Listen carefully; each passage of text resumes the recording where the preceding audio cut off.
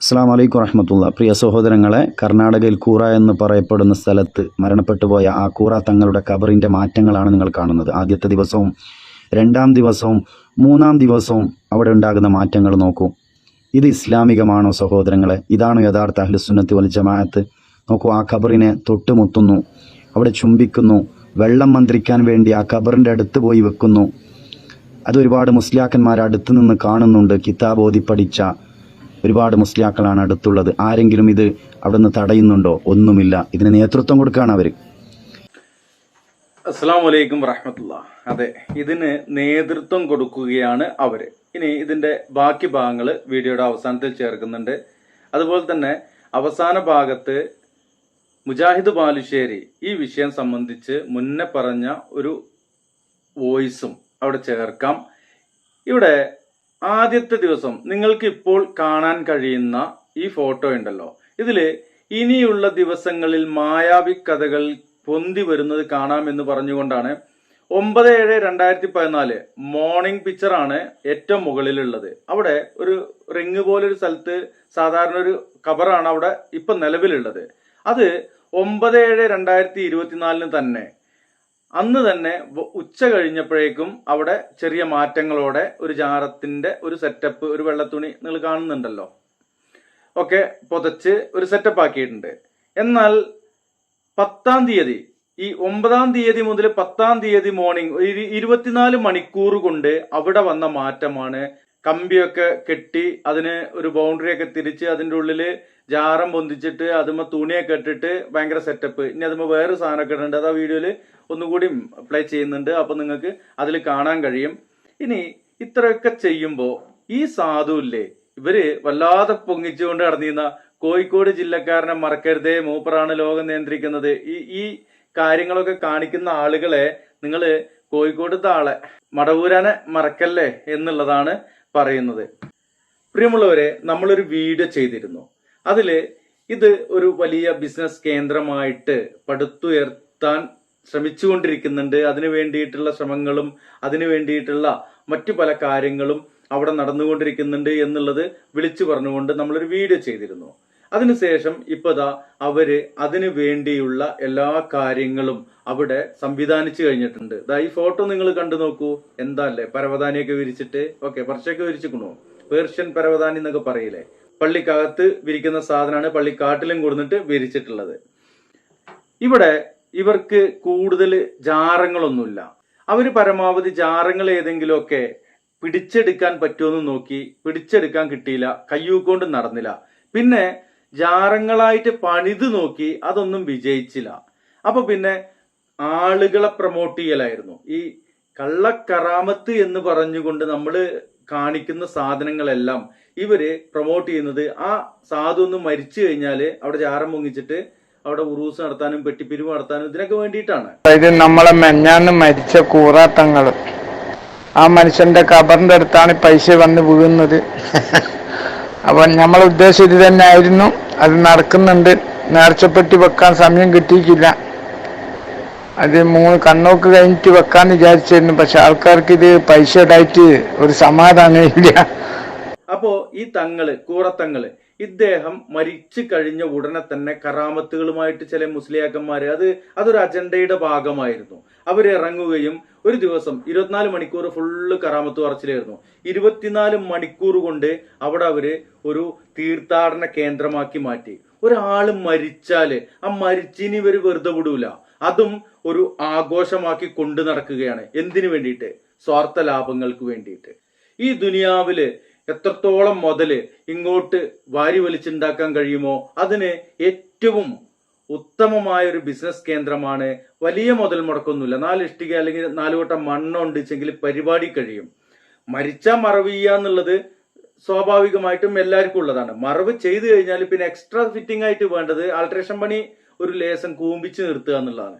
അതിനി കാലക്രമേണ അതിന് ഒരുപാട് എടുപ്പുകളും ഒരുപാട് പട്ടുകളും ഒരുപാട് കളറുകളും ഒരുപാട് വലിയ വലിയ സംഭവങ്ങളൊക്കെ വരികയും അതൊക്കെ ചെയ്യുന്നത് അവരുടെ സ്വാർത്ഥ ലാഭങ്ങൾക്കും പണസമ്പാദനത്തിനും വേണ്ടി മാത്രമാണ് എന്നുള്ളതാണ്. നിങ്ങള് ഈ ഭാഗങ്ങളിലൊക്കെ പോകുകയാണെച്ച പൊയ്ക്കോളിയും. അള്ളാഹുവോട് ആ കിടക്കുന്ന സാധുവിന് വേണ്ടിയിട്ട് പ്രാർത്ഥിക്കുകയാണെങ്കിൽ നിങ്ങൾ പ്രാർത്ഥിക്കുകയും ആ സാധുവിനോട് നിങ്ങൾ പ്രാർത്ഥിച്ചിട്ട് കാര്യമില്ല. ഒരു കാരക്കയുടെ കുരുവിന്റെ മുകളിലുള്ള പാട പോലും ഉടമപ്പെടുത്താത്ത, അതുപോലും സൃഷ്ടിക്കാൻ കഴിയാത്ത ആളുകളാണ് അവര്. നിങ്ങൾ പ്രാർത്ഥിക്കുക അള്ളാഹുവോട്, ആ ആൾക്ക് വേണ്ടിയും വേണമെങ്കിൽ പ്രാർത്ഥിക്കാം.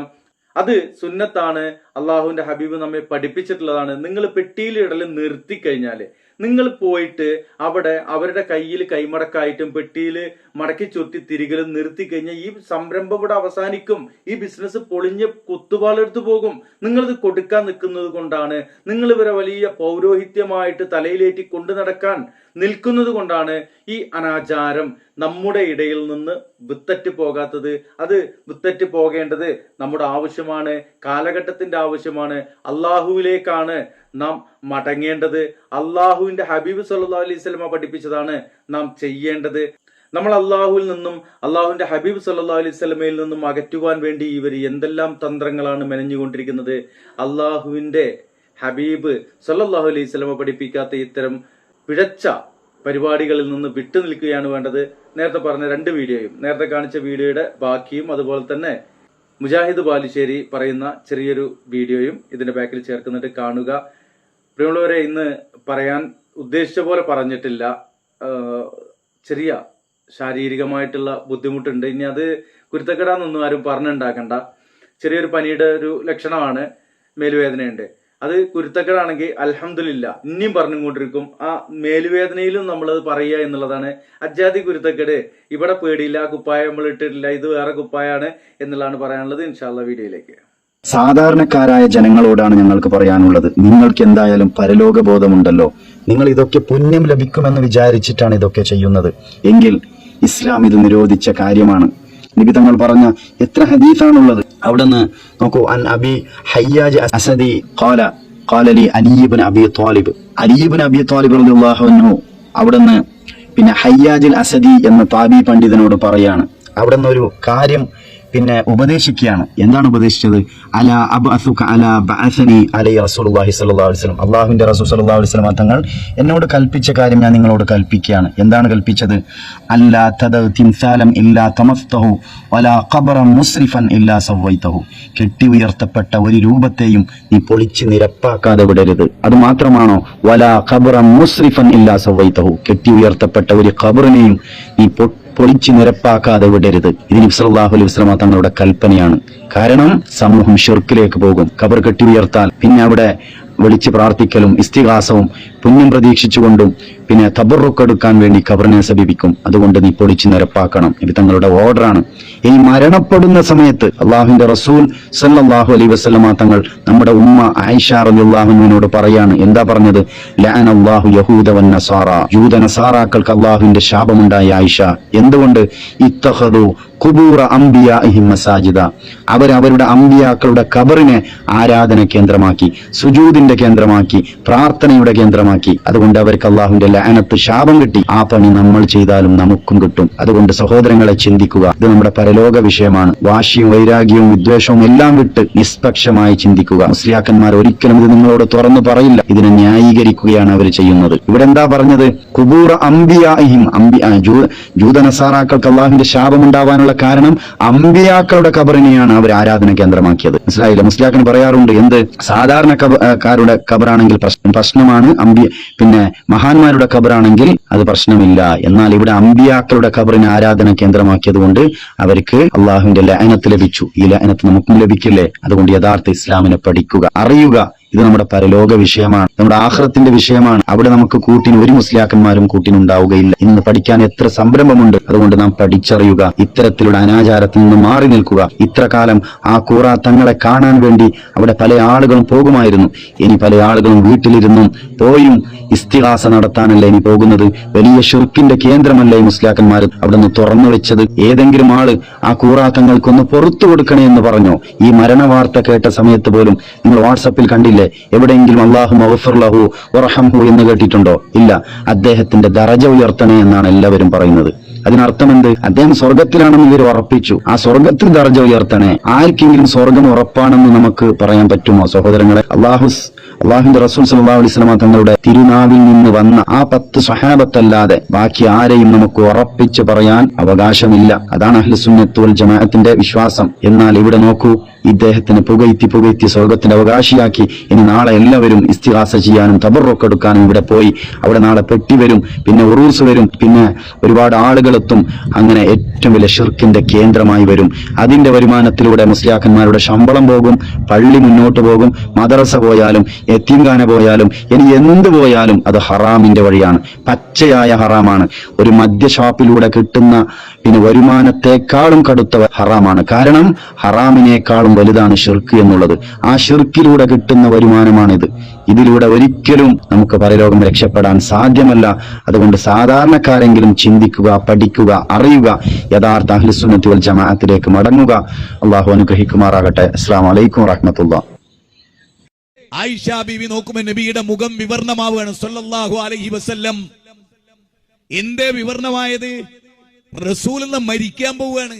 അമ്പിയാക്കൾ മരിച്ച ജൂത ക്രിസ്ത്യാനികൾക്ക് ചില പണിയുണ്ട്. ആ അമ്പിയാക്കളുടെ ഖബർ കെട്ടി ഉയർത്തുക. ആ പണി എന്റെ പേരിൽ ഉണ്ടാവുമോ? അതുകൊണ്ട് പറഞ്ഞു കൊടുക്കുകയാണ്, ജൂത ക്രിസ്ത്യാനികൾക്ക് ഗുണമുണ്ട് എന്നല്ല, ക്വാളിറ്റി ഉണ്ട് എന്നല്ല, അവരല്ല ശപിച്ചിട്ടുണ്ട്. ഇത്തഖദു ഖുബൂറ അംബിയാഇഹിം മസാജിദാന, വക്കൊട്ടിയൊന്റെതല്ല, അമ്പിയാക്കളുടെ ഖബറാ ജൂതന്മാർ. ശരിക്കും എന്താ പറയണ്ടേ? സമസ്തയുടെ വിശ്വാസപ്രകാരം റസൂൽ പറയേണ്ടത് എന്താ? ആയിഷ, എന്തായാലും ജൂതന്മാർക്ക് ഒരുപാട് തകരാറുണ്ട്. ഗൈറിൽ മഗ്ദൂബി അലൈഹിം വലല്ലാലീൻ എന്നൊക്കെ നമ്മൾ പറയുന്നുണ്ടെങ്കിലും ഒരു ക്വാളിറ്റി അവർക്കുണ്ട്. മാഷാ അല്ലാഹ്, പത്തരമാറ്റ് ഗുണം അവർക്കുണ്ട്. അതെന്താ? അമ്പിയാക്കളെ ഖബർ കെട്ടി ഉയർത്തി അവിടെ ചില കാര്യങ്ങളൊക്കെ നടത്തും. മാഷാ അല്ലാഹ്, ഞാൻ മരിച്ച ഞങ്ങൾ എല്ലാവരും കൂടി ജോറാക്കി കളി എന്നല്ലേ പറയണ്ടേ? നേരെ മറിച്ച് പറഞ്ഞു കൊടുക്കുന്നതോ ലനല്ലാഹു യഹൂദ വന്നസാറാ ഇത്തഖദു ഖുബൂറ അംബിയാഇഹിം മസാജിദാ. എന്നിട്ട് അല്ലാഹുവിന്റെ റസൂൽ അറിയാ, ഖബർ കെട്ടി ഉയർത്തുക എന്നുള്ള പണിയുണ്ടല്ലോ, അത് ഭൂമിയിൽ അല്ലാഹ്ക്ക് ഏറ്റവും വെറുപ്പുള്ള നികൃഷ്ട ജന്തുക്കളുടെ പണിയാണ്. ശിറാറുൽ ഖൽഖി ഇൻദല്ലാഹ്, ഈ ഭൂമിയിൽ ഏറ്റവും നീചന്മാരെ ആ പണിയെടുക്കൂ.